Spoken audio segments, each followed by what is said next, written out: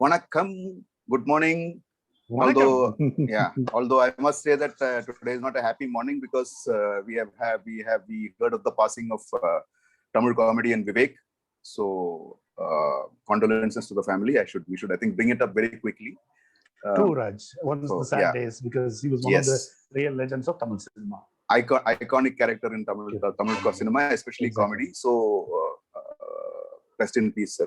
We'll miss you. So, okay, now coming to slightly happier issues, which is CSK winning.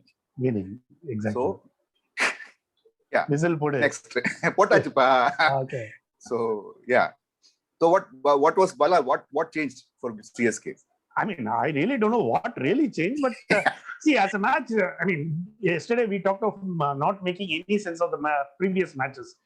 Last night's match was actually the other way around because the match practically got over when Punjab was around 26 for 5 around 7th over because the match was over by the 7th over of the first innings itself. Because after that, only one team was winning. Correct. So there wasn't any nuance, any layer, or any kind of a suspense or a mystery or anything. It was, simply as a match, it was boring. Simply, as a CSK fan, I wasn't complaining. But to your question, what changed?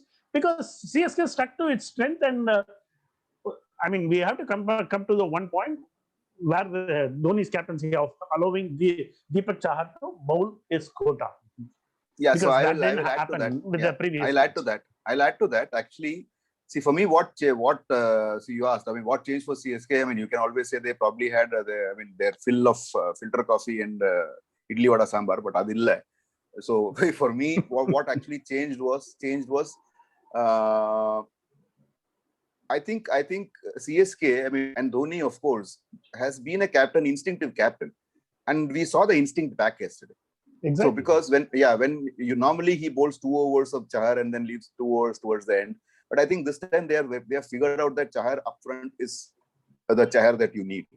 So when a bowler bowls that way, that the delivery which sort of knocked back Mayank Agarwal, I think it would have knocked back any batsman in the world.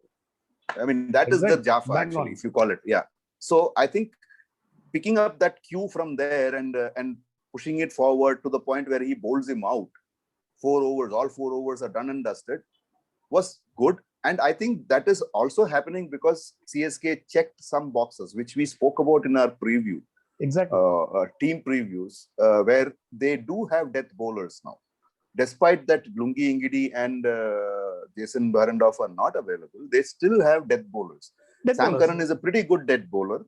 And Bravo, obviously, Bravo at the death over is handpicked person. We have spoken to death. We have done that topic has been done to death. Let us not go there. Yeah, just to add to the point of about Deepak Chahar, this was the 7th occasion where he has bowled his 4 overs at a stretch for CSK. So he is a kind of a rhythm bowler. He gets into the groove. So when the captain understands that, he gives him the go. And more importantly, when he bowls those 4 overs, his economy rate in those 4 overs are 5.60. And he has taken 10 wickets at an average of 15.70. Those numbers clearly tell a big tale, Raj. Yeah. For me, though, the superstar of the match yesterday, Deepak Chahar, obviously was, he took the wickets. For me, the Jaddu Bhai was the superstar. I think Bala, you mentioned very clearly during the thing that I think maybe OTT platforms should charge for showing us only Jaddu's fielding. So, but I think like your line also, Raj, because you already said your I pay for it. Pay for the premium content in any case. But then I think Jaddu's fielding is probably the most interesting thing that they show. That is another matter. All the other stuff is rubbish.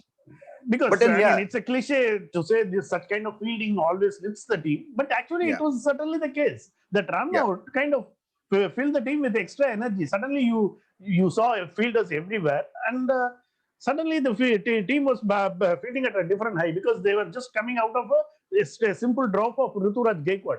So Ruturaj Gaikwad was fielding at point. Yeah. So they had to remove him with Jadeja, and what you had was. Yeah, and I think Ruturaj Gaikwad would have been. See, you remember when at that point of time. See, yesterday I think for me the challenge is. I remember Bala, I asked you about Chris Gayle. yesterday Yes. in a I private didn't know the conversation. answer also, Raj. by Yeah. the way. Even I don't know the answer. My question was, has Chris Gayle been part of a winning IPL team? I don't know the answer. I mean, I don't think any of the teams have won, but please correct us if we are wrong. I just vaguely remember he was in KKR but when was that the year KKR won? I don't remember. Because he spent a few months, a couple of seasons, a couple of IPL seasons sitting on the bench when he didn't play at all. He played very limited matches. That happened with KKR. The think tank decided, no, we don't really get him. So I'm basically talking, I want to sort of bring that up because yesterday you saw the way Chris Gayle was batting. He was like a cat on a hot tin roof, and it was almost like something was going to happen. And unfortunately, it happened to KL Rao. So for me, that was the problem. So Chris Gayle, well, you see, it's like they say, when he gets going, he wins you matches. The question is, how many times does he get going? How many times? So I think somewhere, I think it has become a slight bit of a bluff now. In a puli varadu vara matingdiya. See, I mean, by the way, the Jaddu fielding, I saw a photograph which kind of underlined the brilliance of Jaddu, because when Rahul was halfway at the wicket, he was practically mid-pitch. When Jaddu had not even gotten to the ball, he was just a couple, even 2 or 3 meters away from the ball. So from then on, to pick the ball and to hit the stumps unerringly in all those split seconds, that beggars belief, man. It has speed as well as skill. Ask Steve Smith. He'll tell you. Obviously, we remember that also. Not just Steve Smith, countless other quite a few batsmen. people. So my point is, see, Jaddu, I'll tell you, Vala, during my days, I used to sort of like fielding. The problem is you couldn't throw yourself around because you'll have a lot of scratches. See, one of the things that I would like is that you anticipate, because there was another scenario where, if you remember, I think who was there? I think Moeen Ali threaded at the boundary. Threaded the brown boundary between I think point and cover. He threaded that. The distance was not too much, and immediately the camera focused on Jonty Rhodes, who had a nasty expression on his face, because Jonty Rhodes would have actually been at the right place. You need to anticipate when the batsman is picking up the bat. To anticipate, and Jadeja has that skill. I think he's the currently in the world, I think only Jaddu Bhai has that skill. I think hats off to the guy. Just to add to Moeen Ali, because Moeen Ali also came up with a fielding effort where at the boundary where he skidded. Because normally when you skid at that level, the momentum takes you away from the boundary line. Beyond the boundary line. But he managed to break himself. That kind of a skill he came up with. Because I was impressed. I tweeted it immediately. Yeah, I know. That was interesting, because these modern day fielders, they understand the physics and the laws of physics. They kind of overcome it in a strange sort of way. So that is like, these are players. Hardik Pandya can be a good fielder if he is injury free. These are players who have very good core strength, which basically comes from the midriff. So Moeen Ali is one of those. See, Moeen Ali is also not a very big built guy, but look at the power in the app. Look at the power in his shots. Jaddu is the same. So these guys have core strength. I think that is the reason. The core strength is important. For footballers, if you notice, footballers need to continue. I don't know why we are talking this. We were talking IPL. Because just to put it in perspective, we are talking about this because the match in itself had very little to talk about. Exactly. You saved me for that. Bala, thanks.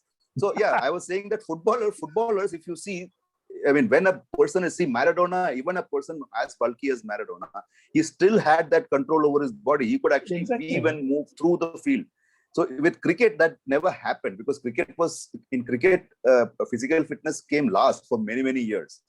And today you see the difference. You see the ball back fielders. You see their amazing ability with the body. I think it is fantastic. I think we'll just say that. Because just to footballers, small players tend to be good dribblers. Messi, Maradona, even Pele, because they have a low center of gravity. They kind of helps them to weave their way. Weave past opposition defenders. So that kind of helps. So if you look at many of these guys, the build is what matters. At the end of the day, the wiry build. You don't have too many muscles. See, in fast sport, muscles are not important, which is why Wasim Akram used to keep cribbing that fast bowlers need to improve their bowling muscles, not all other muscles. Exactly. Anyway, coming back to this thing, I was very happy with SRK. Shah Rukh Khan. Okay, Shah Rukh Khan. And Yeah, the way exactly. he went. So Bala, you know him better than I do. So I mean, Yeah, he you has think a this is the start of something? Yeah, Yeah, this is the start he of is. something good. Yeah, exactly. He is. I mean, anybody who had seen the scores of Syed Mushtaq Ali tournament would certainly understand. I mean, they would not be surprised by it because he's exactly kind of the batsman where he has been built his career around hitting. I mean, runs in the back end. I mean, this is not exactly the kind of situation where he walked in and 4 wickets were down, but he showed plenty of heart and he is capable of hitting those big runs. So, blockbuster hit from Shah Rukh is not something exactly new, Raj.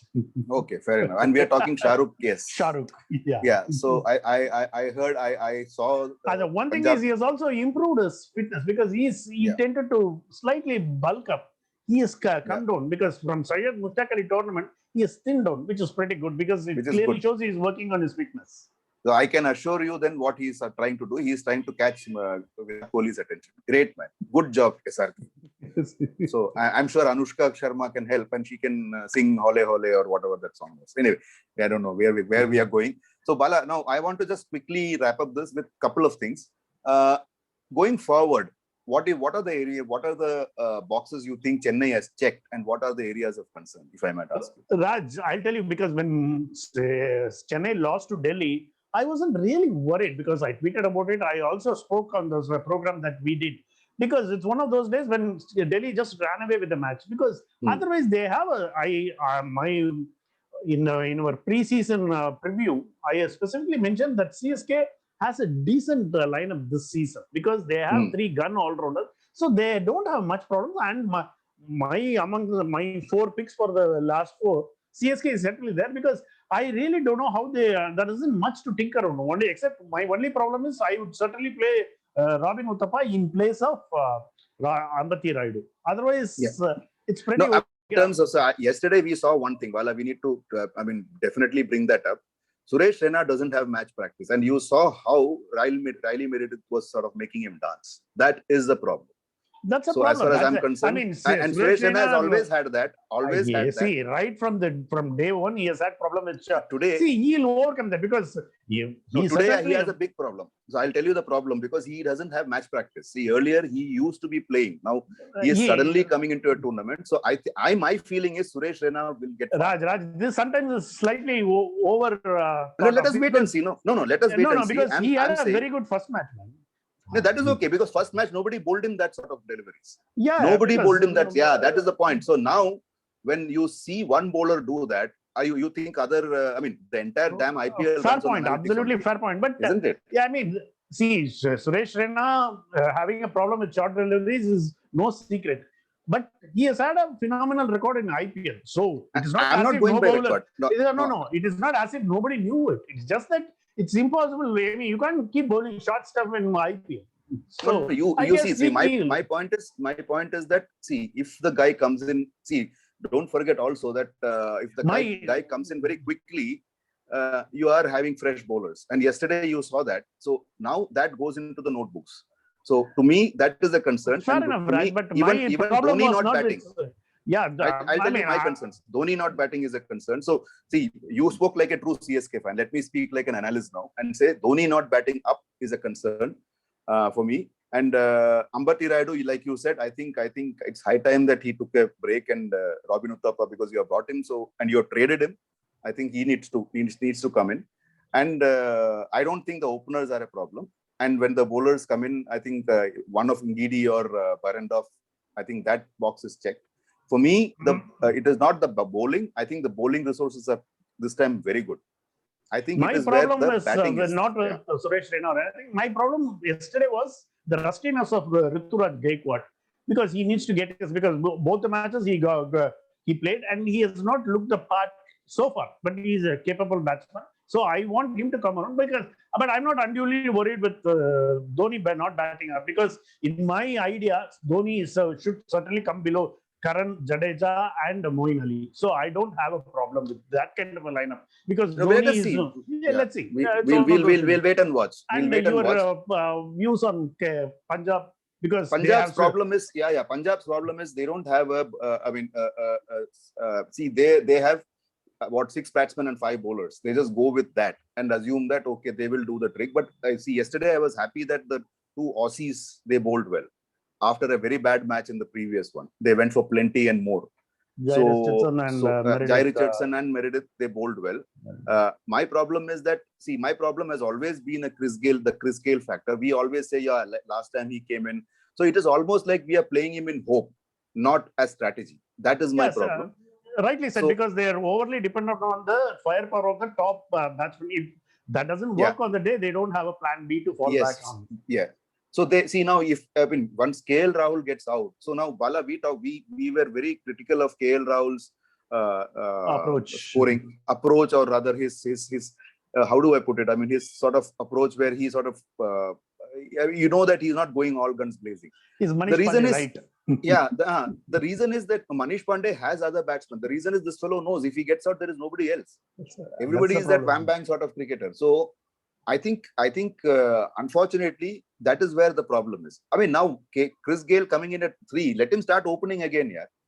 Anyway, he's going to either get out or get you runs. See, both the matches, the problem is Mayank Agarwal and Nicholas Pooran, both capable batsmen. They couldn't score much, both the matches. Bala, I'm not talking incidents here. Look, I'm talking strategy. Incidents will happen. See, when you see, Nicholas Pooran is their gun batsman. So he has had 2 consecutive ducks. So that is a problem. See, that point is that, no, you have similar type of batsman.